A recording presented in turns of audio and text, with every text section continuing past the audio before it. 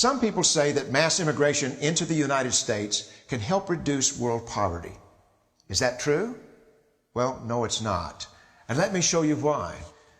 This gumball represents the 1 million legal immigrants that the United States has taken every year on average since 1990. Now, who in the world deserves our humanitarian compassion? The World Bank has one measure of the desperately poor of the world. They make less than $2 a day. And how many people make less than $2 a day in the world? We'll start with Africa. In Africa alone, there are 650 million people who make less than $2 a day. 650 million. And in India, another 890 million people, desperately poor. China adds another 480 million people, making less than $2 a day. And unfortunately, the rest of Asia has a heartbreaking 810 million people who the World Bank says make less than $2 a day. And finally, there's 105 million of Latin America's population that are desperately poor. All told, the World Bank says there are 3 billion people in the world. 3 billion people who are desperately poor, making less than $2 a day. That's 3,000 gumballs.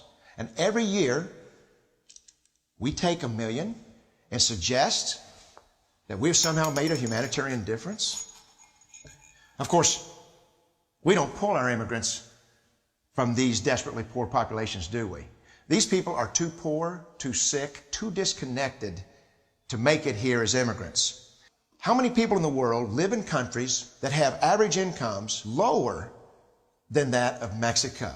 And the World Bank tells us that that number is these 3 billion plus another 2.6 billion people. 5.6 billion people in the world who live in countries with average incomes below that of Mexico. That's 5,600 gumballs. And so what is it that the elites are telling us? They're telling us that when we take this 1 million immigrants,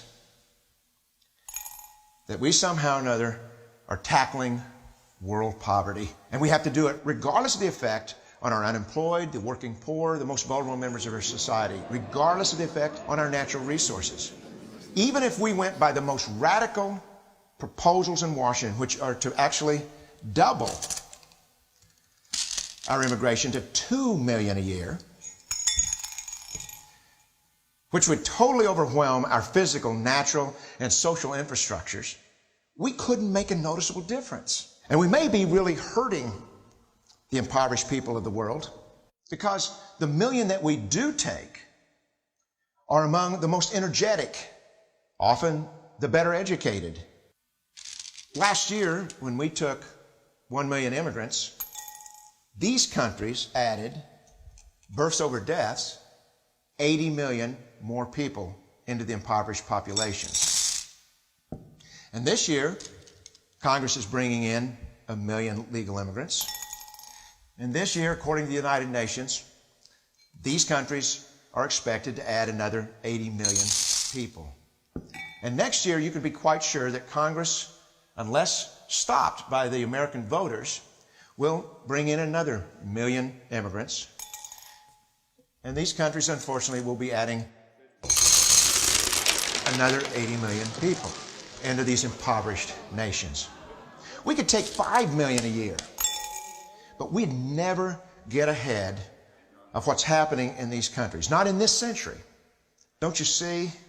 Immigration can never be an effective or significant way to deal with the suffering people of the world. They have to be helped where they live. 99.9% of them will never be able to immigrate to a rich country. There's no hope for that. The only place that 99.9% of these people can be helped is where they live. Let's help them there.